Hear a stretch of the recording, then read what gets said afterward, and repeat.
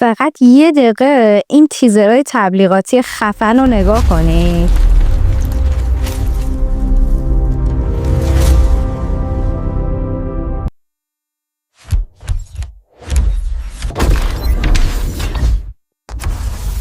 آژانس‌های تبلیغاتی میلیون‌ها تومان میگیرن تا براتون این مدل ویدیو رو بسازن. حالا من میخوام رایگان بهتون یاد بدم که چطوری بسازیدش. اینجا تو کمترین تایم ممکن یاد میگیرید که واسه هر برندی از این ویدیوها بسازید. فقط لایک و کامنت یادتون نره که ما رو حمایت کنید. خب من اینجا یه پرامپت آماده کردم. تو این پرامپت تمام نکات نوشته شده که دقیقاً ویدیو از چه جایی شروع بشه، زاویه دوربین چطور باشه، نورپردازی چطور باشه، در نهایت ویدیو به چه صورت ادامه پیدا کنه، چطور تموم بشه. زمانی که به 50 تا سابسکرایب اول برسیم من این پرامپت رو در اختیارتون میذارم توی کانال تلگرام که بتونید استفاده کنید و هر تغییری که میخواین روش اعمال کنید. من دیدم که یه سری از کسایی که این ویدیوها رو تولید میکنن تا 30-40 میلیون هم بابت این ویدیوها دستمزد میگیرن. خب بریم سراغ آموزشش. برای اینکه این پرامپت رو متناسب با محصولمون تغییر بدیم کافیه چت جی پی تی رو باز کنید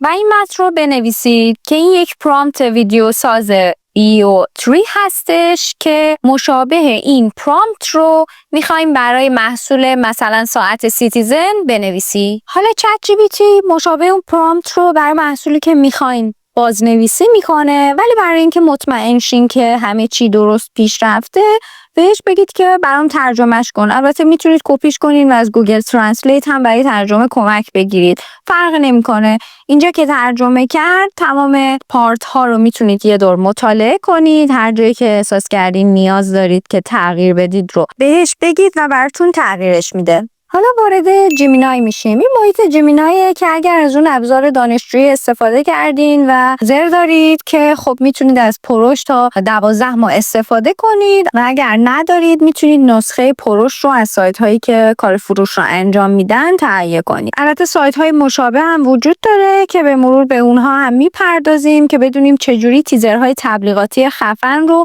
با این سایت ها که ساوند افکت هم میدن بسازیم. حالا اینجا کافیه رو قسمت پرو بذارین، ویدیو رو آن کنین و پرامپتتون رو پیست کنید. به محض اینکه اینتر رو بزنید تقریبا 2 دقیقه طول میکشه تا ویدیو رو براتون بسازه.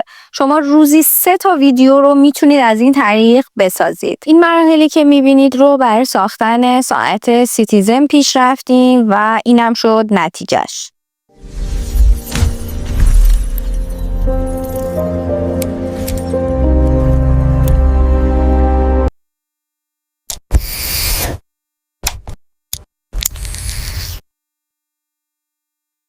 نمونه مشابه دیگه ای درست کردم که با دستگاه قهوه‌ساز دلونگیه. منتها اینجا زمانی که ویدیو زدم از گالری عکس برند دلونگی رو آپلود کردم. همون مسیری که برای ساعت رفتم همون کار رو انجام دادم، پرامپت رو پیست کردم. فقط فرقش این بود که عکسمون هم آپلود شد، عکس لوگومون. حالا میبینیم که نتیجه کار چی میشه.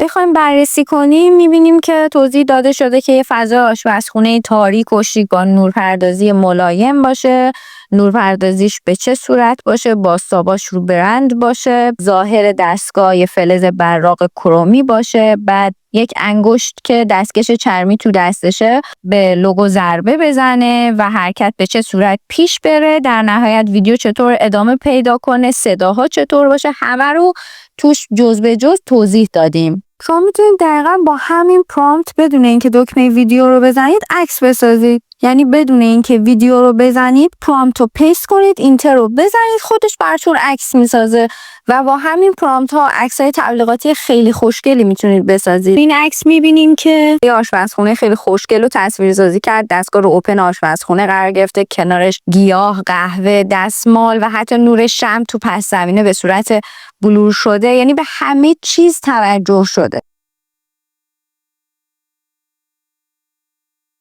اینم نمونه مشابه عکس ساختم با پرامپت ساعت سیتیزن. اینجا میبینیم ساعت روی سطح چوبی قرار داده و کنارش برند ساعت و شعار رو روی سطح چوب در واقع حکاکی کرده.